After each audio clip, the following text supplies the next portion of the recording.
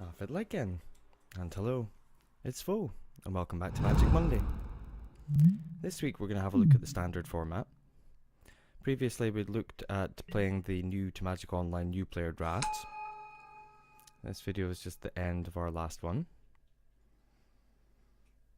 Once we've finished going through the new player events, then it's time to look at the standard format and building a deck that we're going to be able to play in standard format events. That's our last 5 play points coming through, and in our collection now we've got 25 play points, and we've still got our 5 event tickets that we got with our new player pack. You can see I've already set out here a blue and white standard deck. I'm going to show you how you'd go about getting a whole deck into your collection and then playing with it in a standard event. If you do a web search for MTG Goldfish, you can find the site. And on here, under decks and metagame, you can see lists of decks that have been popular, have won tournaments, that users have submitted as interesting creative decks. These are the most popular ones that win the most. And you can see they have quite a high price in terms of their ticks, which is short for the tickets, the event tickets. That's how much it would cost. And down the bottom you've got more budget friendly decks. And really what you want to do is go with one of these budget friendly decks for your first standard deck. I went with the white and blue auras deck. It's made by Jim Davis. Jim Davis does make videos for Twitch and YouTube. You should go check him out. I watched a video of him playing this deck specifically, and I quite enjoyed it. I liked the idea. I love Sram as a creature. You can also play him in a modern deck as Sramos, but we'll get around to that eventually. So here you can see when you clicked on the deck list, these are all the cards that are in the deck. And if you want to purchase the cards, you can see in paper, you could purchase them from Card Kingdom over there. And down here we've got the option to buy it from Card Hoarder. So if we click on here, Card Hoarder's website that buys and sells cards, they have the bots that you interact with on Magic Online. If we just wanted to buy the deck outright and all the cards together, we could just click add to cart, and then we could use PayPal or different payment options. You can also reduce the cost of this order if you take away mainly the non-basic lands. A lot of the time they're going to be the most expensive part of a budget deck. If you delete out some of the non-basic lands, you obviously don't need the basic lands either, because you have plenty of each basic land given to you in the new player welcome pack. If you delete all the lands, then you can get a much cheaper build. This one's only less than $12. And from there, you want to really win games, grind out the standard leagues. You can win treasure chests, which you can then trade in for tickets. You can use the tickets to get the non-basic lands that you're missing, to slowly upgrade the deck, victory by victory, card by card, until you've made it back to the original list. So you can take out various things to get the budget, the cost of your order right down to whatever suits your budget really. And then from there, once you go through the add to cart process and you've ordered your deck, you'll follow the instructions which will tell you to order Card Hoarder Bot as a buddy. And then when your cards are ready, the bot will get in contact with you through the messaging system on Magic Online, and that'll just open up a trade window where you can just select all your cards and drag them down into your half of the trade, and they'll be automatically added to your collection. In the bottom left of each deck list, you can see a link to download. If you do that, that'll download you a text file that has the deck list. You can use that text file in Magic Online. When you click to make new deck, you can import the text file at that stage. It'll import the deck in as per the text file, and if you don't have any cards to make up that deck, those cards will be highlighted with like a hazard border, just to tell you that you don't have those cards, and the deck won't be legal until it's full of cards that you do have. So you'll have to swap out the ones with the hazard border for the cards that you do have, until you can win a few games, get some event tickets, and replace those cards, or change the deck as you see fit. A deck in the standard format is made up of cards that are from the most recent expansions. When cards are no longer standard legal, they're considered modern legal because they fall into the next bracket. The standard bracket currently contains Dominaria, Ixalan and Rivals of Ixalan, Amonkhet and Hour of Devastation, and Kaladesh and Aether Revolt. Once a year, the standard format will rotate so that the 4 oldest sets will fall off the back and make room for the 4 newest sets. So at a certain point, I believe it's September this year, then Kaladesh, Aether Revolt, Amonkhet and Hour Devastation will all cease to be standard legal. They'll no longer be in the standard format, and they'll be then into the modern format. Modern is anything from 8th edition until now. 8th edition was quite some time ago. Obviously, modern has a much bigger range of cards. The card pool is a lot bigger. But standard is the way to keep things fresh. It's an ever-evolving metagame. That's where most of the action is. So it tells us here, standard deck has to be 60 cards. You've got an optional 15 card sideboard. And it has to be cards that are in standard right now. If they've had an older printing, like Lamwar Elves is an old card, but it's been reprinted in Dominaria. So you can play your old version of Lamwar Elves because the new one is legal. The card hasn't changed. Perhaps the art has changed. But you can still play old cards as long as reprints of them are in the current standard legal sets. So I hope that explains standard for you. This is the Magic website that we're looking at, the proper Wizards official website. So you can have a read through this if you're confused about the standard format, what it means, what's legal in the standard format.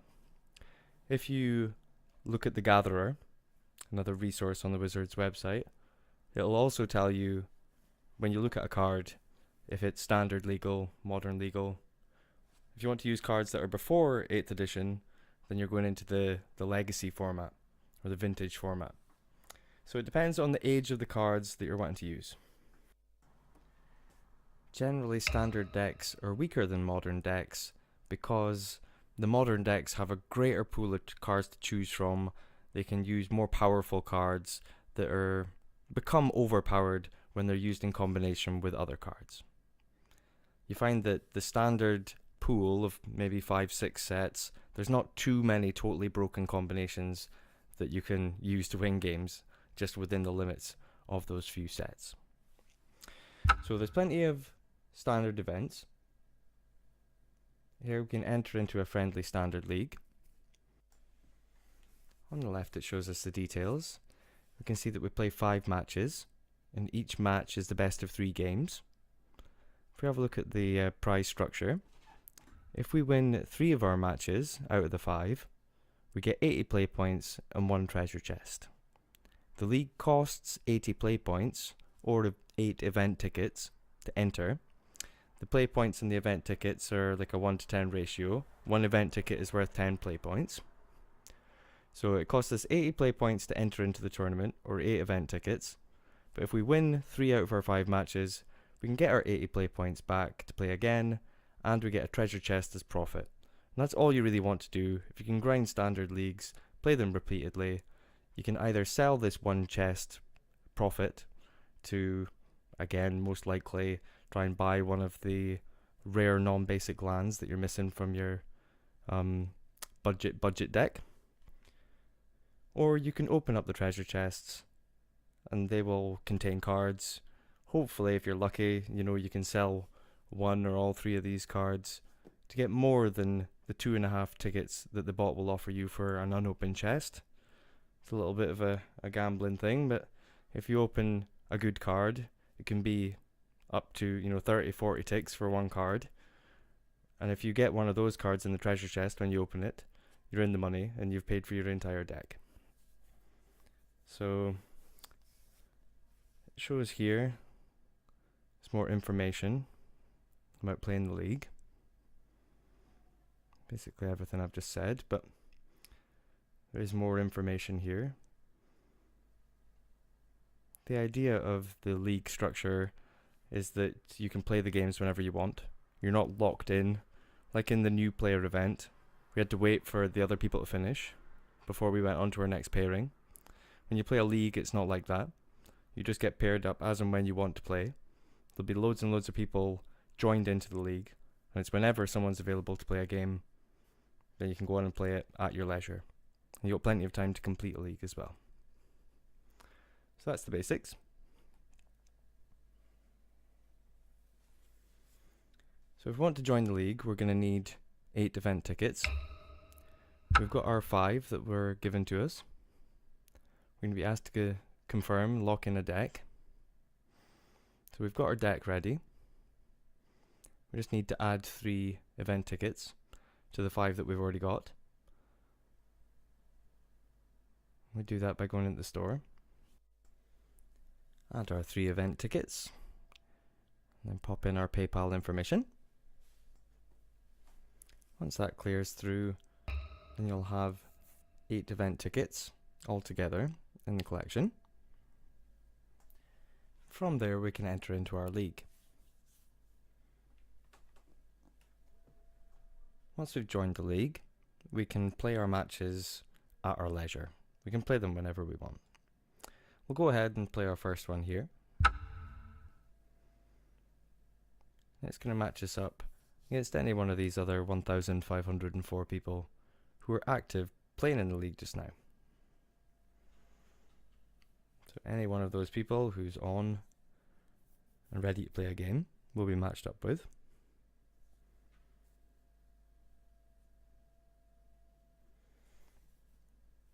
Hopefully shouldn't take too long. You can usually tell by the number of active players how quickly you're gonna get in and matched with someone. A lot of the draft leagues have thousands of people, like sort of 5,000-6,000 people. So you know you're always gonna get in and get a game pretty quickly. That's not bad, less than a minute. So we're gonna go in, gonna win the dice roll. Can't keep that because it's got no land. 2 land, we could do better, but we're gonna keep it. Get to scry. Hopefully see a land on top. No, we got 1 drop.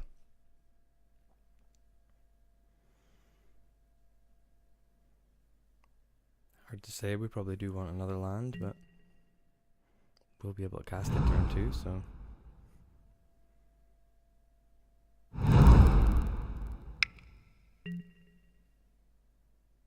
Okay, so our opponent's playing a similar turn 1 as our ideal turn 1.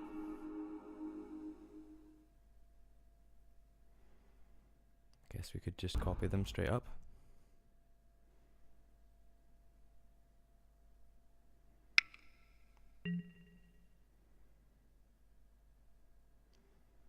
So Legion's landing creates a 1/1 lifelink vampire. Once we swing in with 3 creatures all at the same time, it flips into a land that can give us 1 white, or tap for 2 and a white to spit out a token.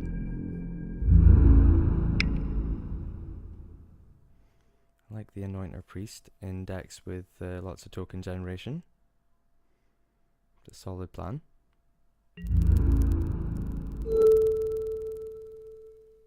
Any white or blue cards that we see in our opponent's decks that we particularly like or think might work well with ours, you can always rearrange the deck as time goes on. Make it your own, you know. Go in online and finding someone else's deck and just copying it verbatim. It's known as net decking. It's not as creative, obviously, as just brewing your own deck.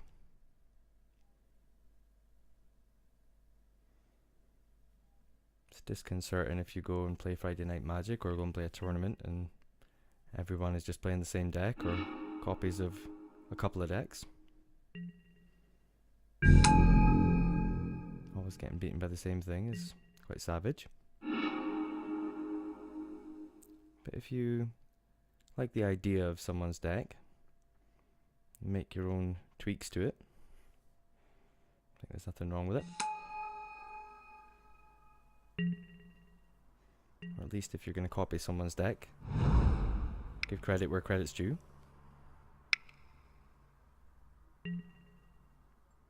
Jim Davis is probably going to play this deck a lot better than me.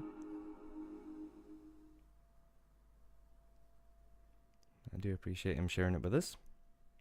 Quite happy to give him a shout out. He's a cool guy.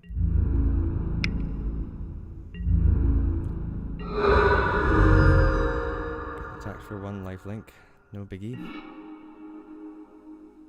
Still not finding a third land.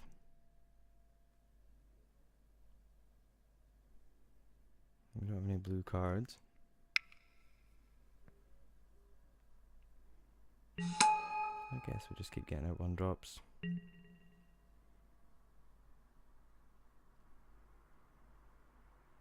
Opponent's deck seems quite low to the ground as well.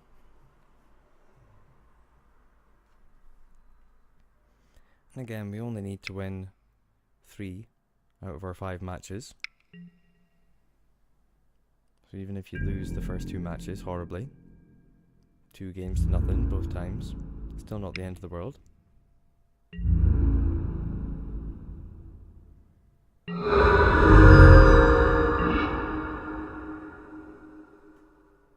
Because it's a friendly league, you will get play points for even finishing in last place, you know, for only winning 1 game. You still get a few play points. The more competitive leagues, you need to win a couple of matches before you're going to get anything back. But there's higher rewards for whoever comes first. I think you generally want to stay in the friendly leagues to begin with, especially if you're a relatively new player. So we're going to get ahead here. We've managed to put 2 auras on our little creature. Whenever it deals damage, we get to draw a card. It has first strike. Not that we're going to be keeping it back to block with. It's getting fatal pushed. So we're going to protect it with Sheltering Light. We get to scry 1. Do we want another copy of Curious Obsession?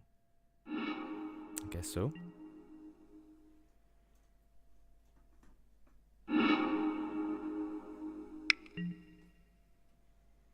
And Baffling End instead. Well, we've made them waste 2 removal spells. They're only getting rid of a 1-drop for all that effort.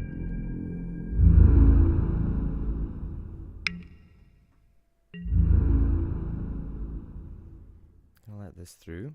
So we can double aura our little vigilance guy. We can run out our entire hand here. Get the Sacred Cat, it's got lifelink. Doing a Curious Obsession on a creature that can attack. I'm going to make sure he can keep attacking. Again, +1/+1 and first strike. So he's now 3/3 vigilance first strike. And whenever he deals combat damage to our opponent, we get to draw a card. That's pretty good for a creature. It's cost us a couple of cards to get there, but the Curious Obsession will help him replace those cards. Now we've got Sram, the cornerstone of our deck. When we've got Sram out, every time we cast an aura, then we get to draw a card to replace it. Combined with our Curious Obsession draws, hopefully we're going to be able to draw a whole bunch of cards. Regal Caracal is going to get in our way a little bit, especially with Anointed Procession, letting them double the amount of tokens that they're generating.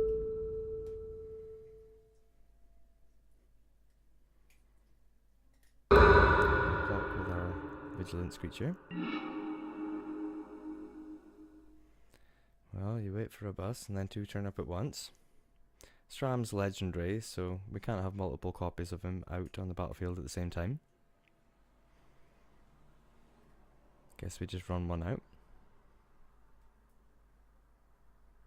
We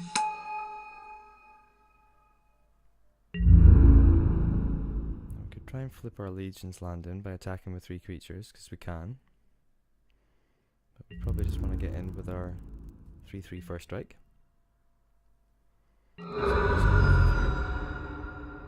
That's fine by us, because we can draw more cards. I'm generally always going to say yes.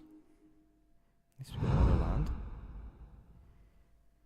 We've gone with Meandering River, which always comes into play tapped, but offers us a white or a blue. They're in the place of the irrigated farmlands. We've got 1 glacial fortress. Obviously we'd like a few.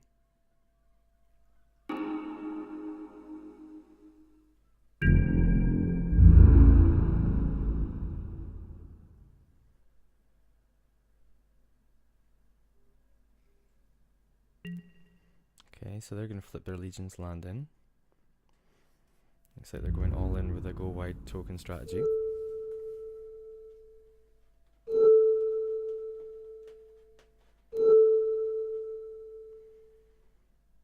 Guess we can want to make some blocks. We don't mind losing Sram because we've got another one in hand.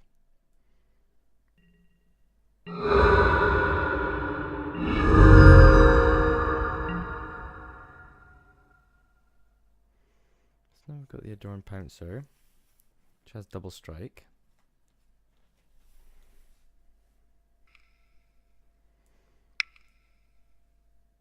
This one in particular, I believe, is a promo version of the card. But it's just what Court Order gave me. Don't know if it charged me for the privilege, but that was the version of the card I got. I didn't specifically ask for it, but it is nice.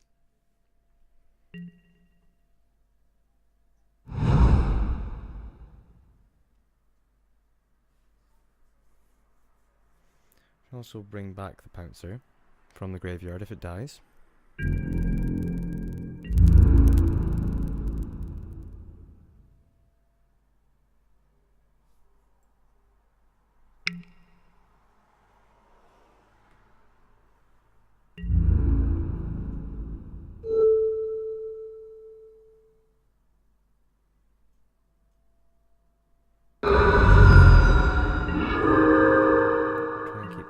Down.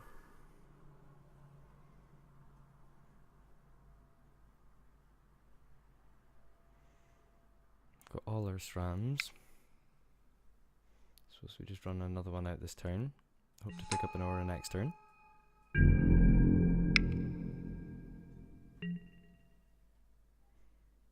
That's fine, that's what we expect. Opponent's leaving up mana so they can spit out vampire tokens at the end of our turn. Lots and lots of vampire tokens. But doing it in their main phase means they've got nothing better to do.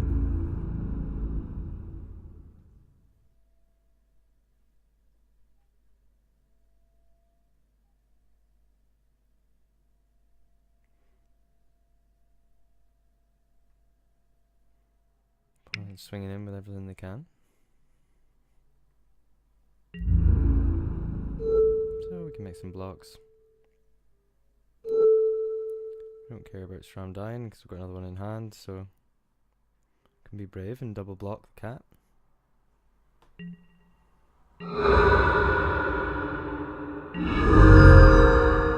least that reduces the power of their cat tokens. One that's remaining anyway.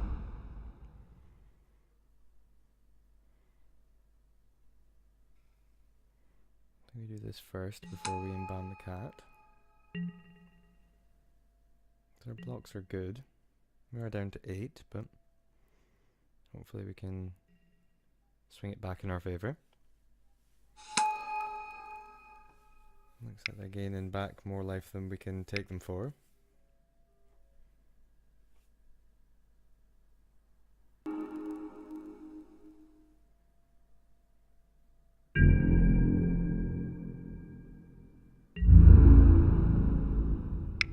Now we could be in trouble.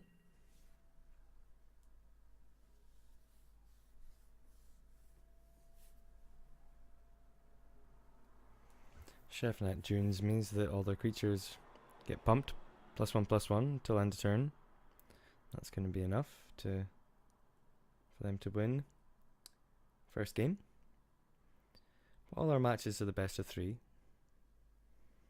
So we can decide in between games what we want to switch in, switch out. That's what our sideboard is for.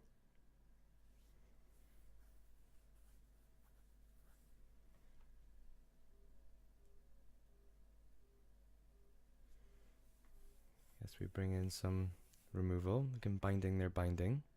If we're taking a next land's binding. Guess we can bring in some fragmentize to destroy our opponent's enchantments. And we can bring in our authority of the councils. That means that their creatures, even though they're spitting out loads of tokens, they all come into play tapped, and we gain a life every time a creature appears on their side. Probably want to play our counter spells, our negates, just to stop all that removal, stop all those enchantments coming in.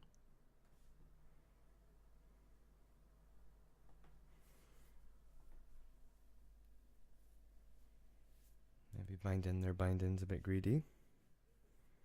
Hopefully we can just fragmentize their bindings. Or negate them on the way in, maybe.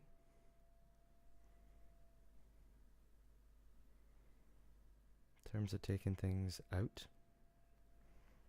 maybe one of the white cartouches. One of the pouncers. I think we kind of need the sheltering light, although when they're exiling it with the enchantments, it's only Fatal Push that we saw that Sheltering Light was good for. And Fatal Push is hopefully something we can negate. We can play with more than 60 cards, but generally you don't want to. It's going to mess up the balance of lands to non-lands. We were quite slow at picking up lands.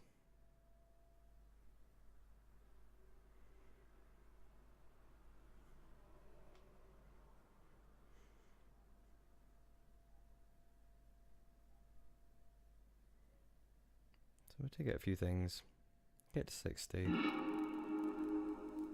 hopefully we can win this game and take the match to a tiebreaker.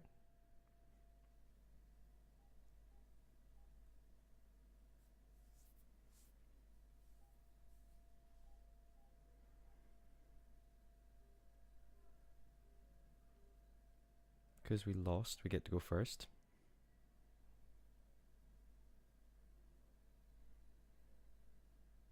We don't have a blue land, but 2 white lands should be enough to get us going.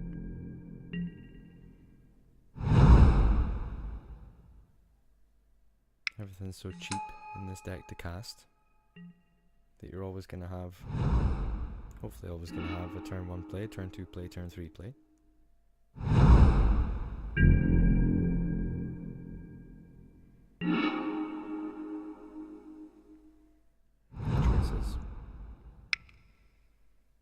I think the Vanguard is the more aggressive card. We want to get in while we can. I think letting the game get too far, get too deep into the game, favours our opponent. In the long grindy games, they're going to be able to just spit out more tokens than we are. Creatures, as they did the last game.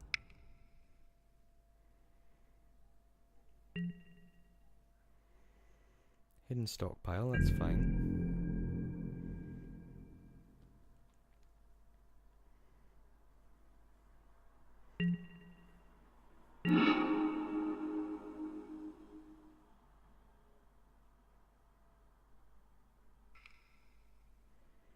we can play our Legion's Landing and our Fragmentize.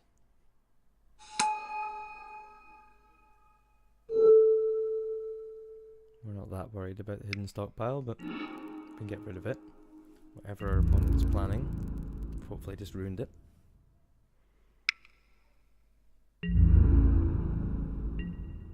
Attack with all, saves us needing to put forward the individual creatures.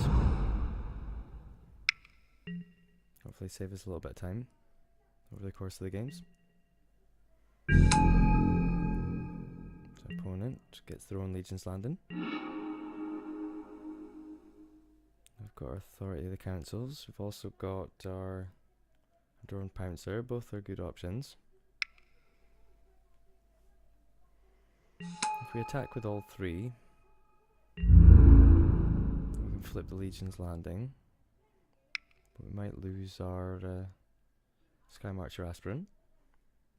It's probably the best block they can make. If they block a Dondo Vanguard, we can just pay 4 life to give it indestructible till end of turn.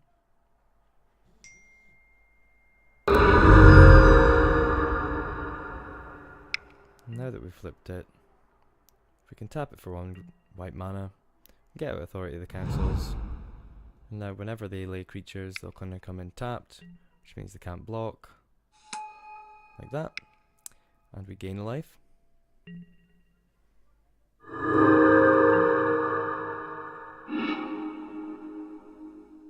Token created by Legion's Landing will come in tapped, we gain another life. You can see there, because Legion's Landing is legendary, when they've cast the first one, they're fine. When they cast the second one, they have to choose which one they want to keep, and the other one just automatically goes to their graveyard. So you can't control 2 copies of the same legendary card. So we've got all the planes in the world. We don't have anything else to do, so we can tap this, pay 3, make a token, and swing in with everyone, considering there are no blockers.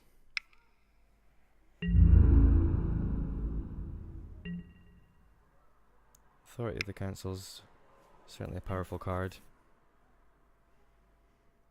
Here comes a Fatal Push with their 1 remaining mana.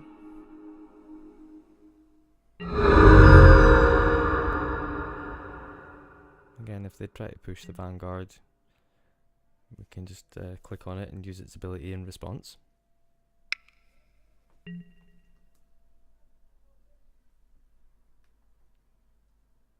Another hidden stockpile.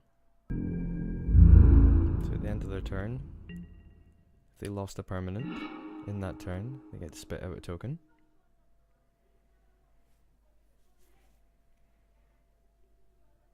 So because our first Legion's Landing is flipped, we can play our second Legion's Landing and we'll be able to keep it, because our first one is flipped into a land and it's no longer the same legendary permanent. But we're just as well keep on creating tokens and swinging in with everything every turn.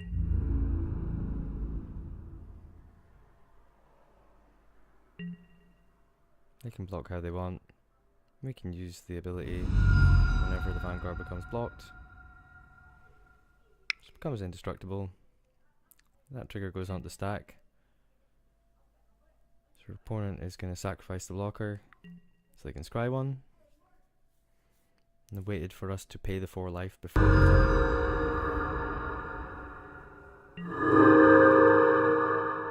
I don't think forcing us to pay 4 life every turn is even going to save them.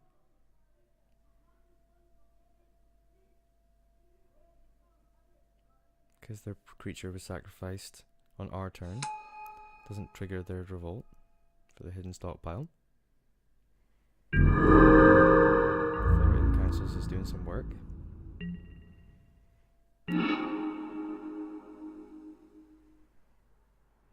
Fragmentize. Can again use it on the hidden stockpile. We'd just like a blue land so we could fly over the top with our Adanta Vanguard. And our blue cartouche, but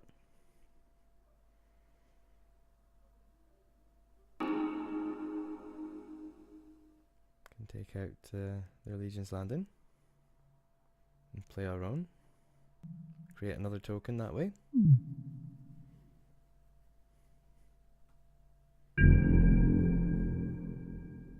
Either which way, we're definitely swinging in. Again, we can right click, attack with all.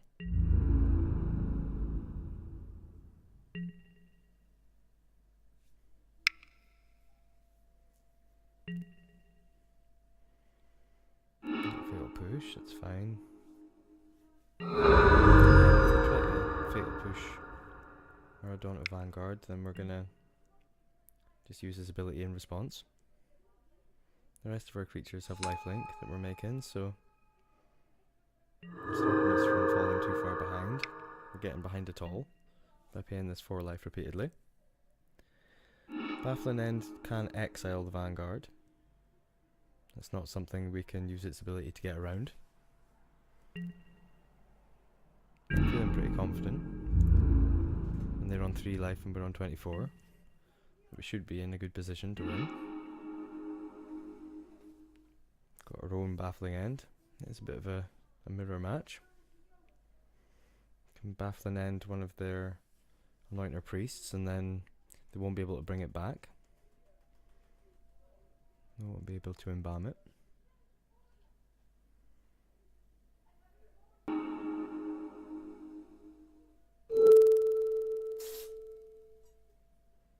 There we go. So they're going to sacrifice it in response.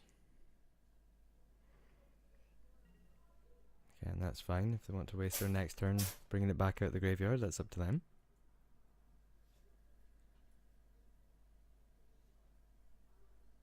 I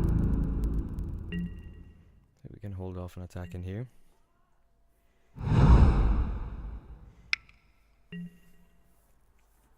Oh, here comes the Caracal. It's going to gain us a bunch of life. It's also going to gain them back too.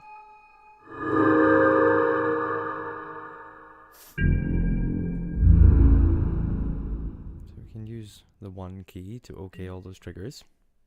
Saves us needing to click OK repeatedly.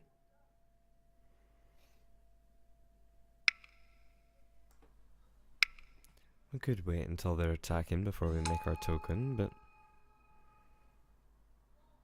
it makes very little difference.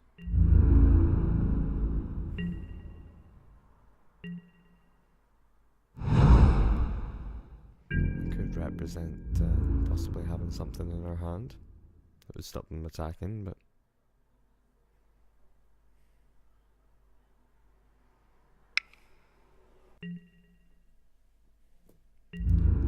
there's much difference between letting it through, letting them gain life, and then us attacking them back to gain life.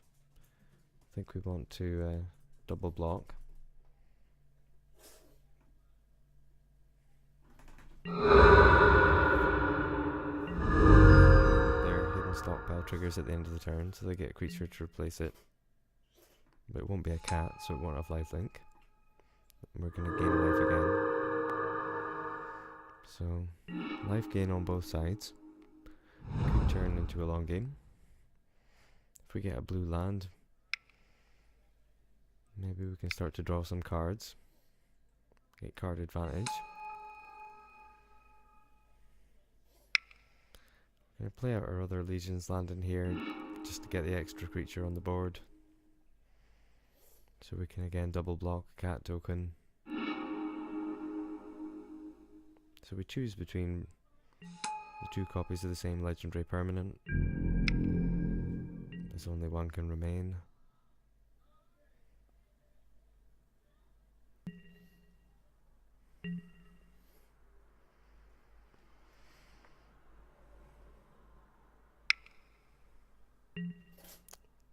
Excellence Binding.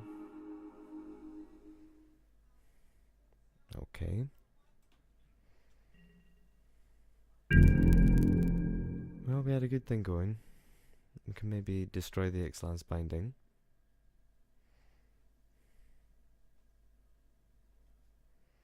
Does mean we can't cast our other copy, should we find it.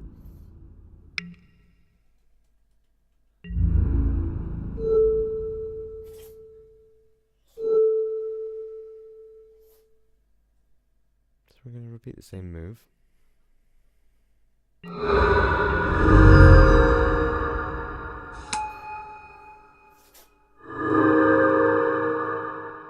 they're gaining their life back and we're not. So we found a blue source. Unfortunately, it's going to come in tapped.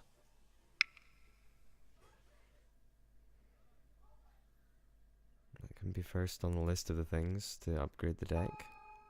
Will be Glacial Fortress. That would come in untapped in that situation.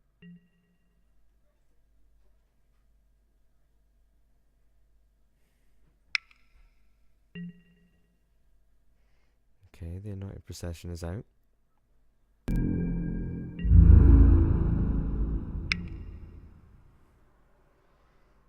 want to keep our creatures so we can potentially enchant it next turn.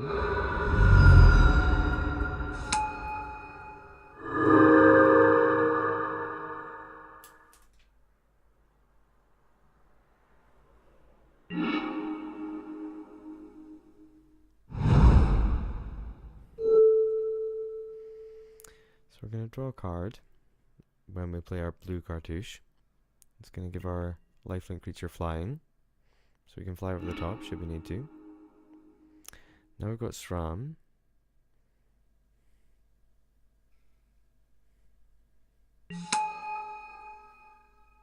Create a token.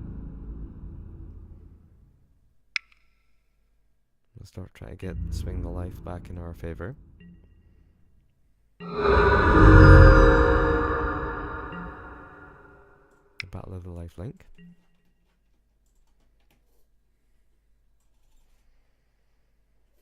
But now every turn they can sacrifice one creature to get two creatures at the end step.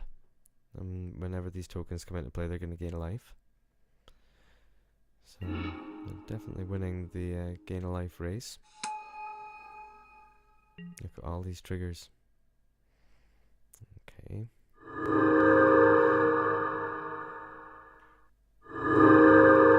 So once we get past all those triggers,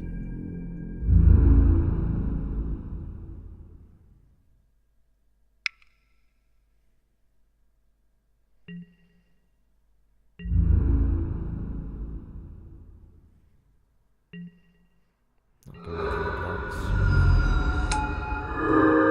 Not worried about losing quite yet.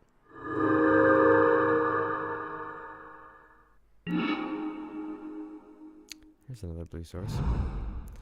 So we can cast Sram first, and then when we put our Curious Obsession on our flying creature, which is able to fly across and definitely get in, it'll trigger the Sram, which lets us draw a card. Now whenever we lay an aura, whenever we cast an aura on one of our creatures, we get to draw a card. Which is going to mean when we enchant this token, we're going to get to draw a card for Sram, and then another card, because the blue cartouche lets us do so.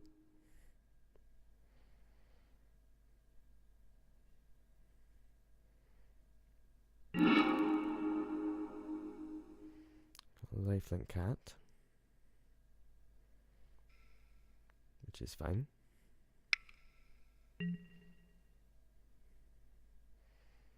Opponent is now looking for answers by using just the scry ability and the hidden stockpile there. So we're going to get in with our flyers while we can.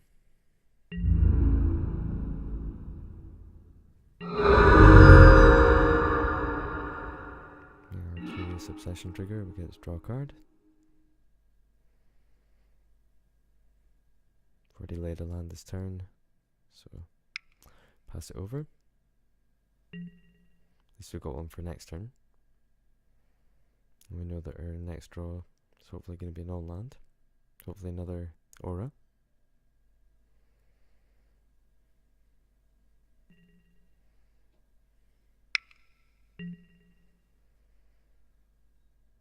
Okay.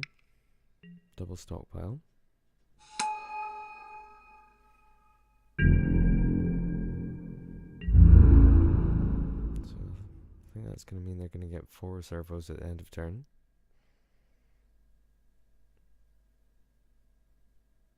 If they have revolt, which they can trigger by just using the scry ability and sacrificing one of their creatures. So it doesn't matter if we block or not, really. We can do like we did before and double block the Caracal,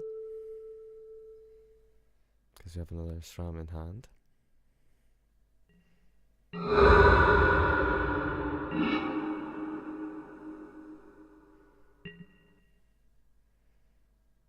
This could be a lot of triggers, yeah.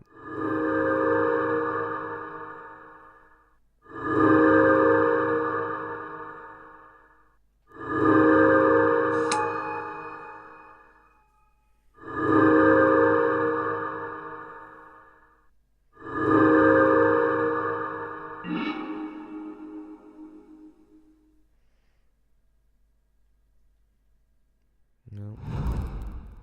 I'd like to see something better than that.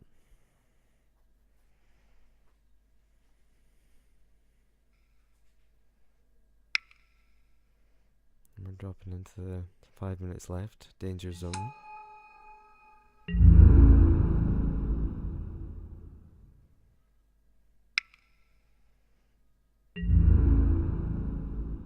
See if our Curious Obsession can do something game-changing. Well, that is an aura, so we can get out Sram.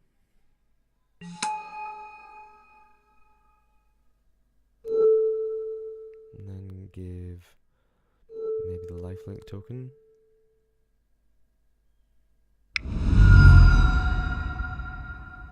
First strike.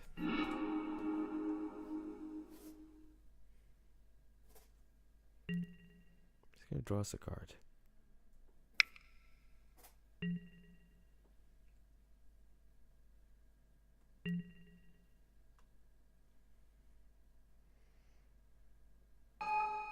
gonna get a token.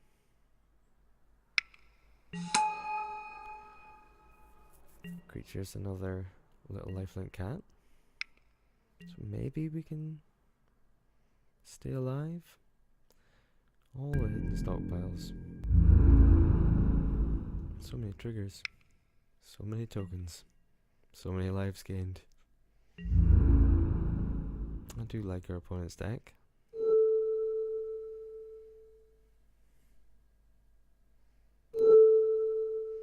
That's something that we might want to consider.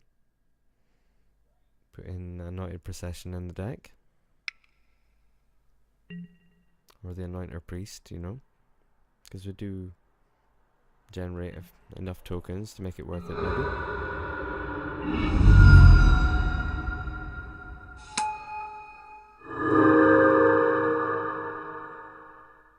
It certainly works well when it works.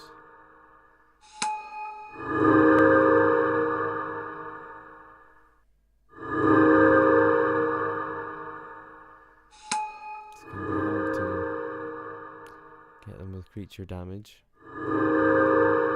back from this. And our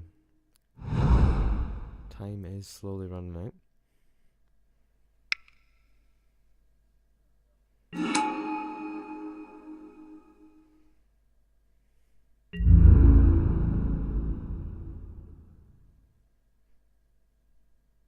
So, again, we'll see what our Curious Obsession gets us.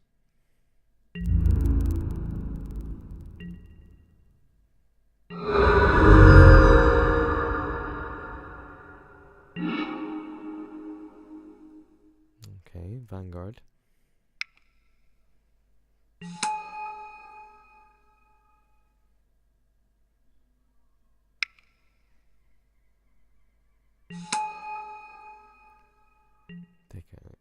Get another creature.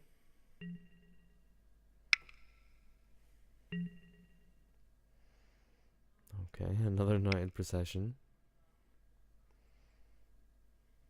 I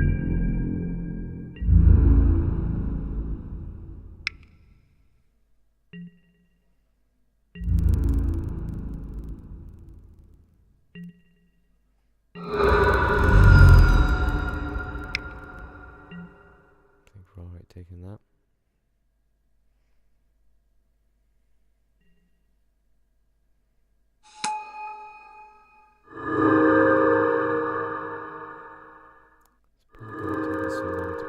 These triggers, I'll probably lose the time.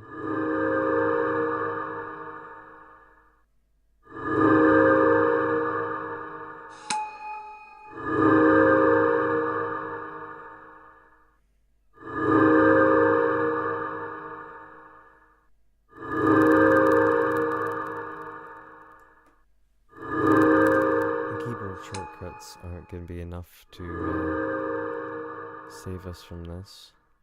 We'll have to try something else. Let's right click, always yield.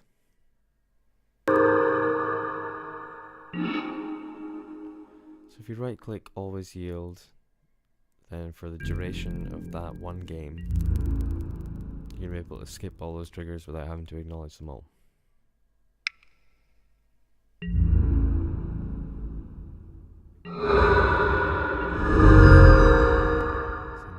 Lesson. If we'd done that at the start, it might have saved us a whole lot of time. I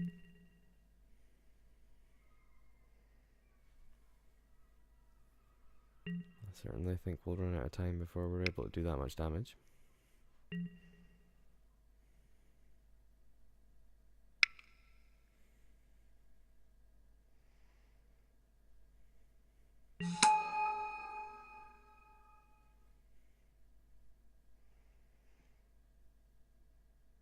I think if we had a knighted procession, we might be able to keep up.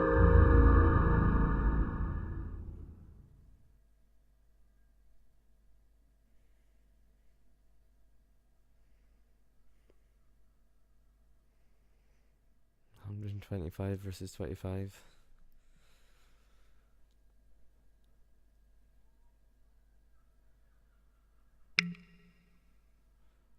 Our deck seems pretty simple and probably cheap enough to build, so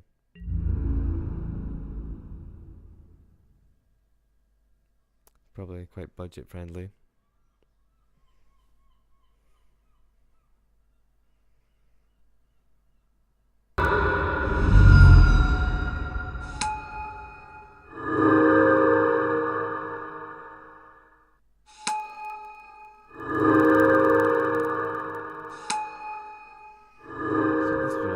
Okay, and all those things.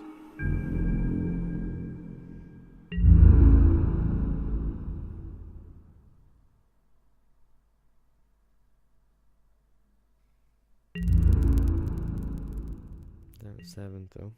I don't think there's any cards that can really change everything. The Authority of Consuls, we'd love to play it, but we can't because our opponent played Ixalan's Binding. And that's it, we're doomed. Oh well, never mind. We'll go on and play our next match. We still do have 4 matches to play, and we only need to win 3 of them. So I'll cut the video here, and then when we come back, we can see the next match. Until then, take it easy. Good luck in your games, Magic. I'll see you very soon.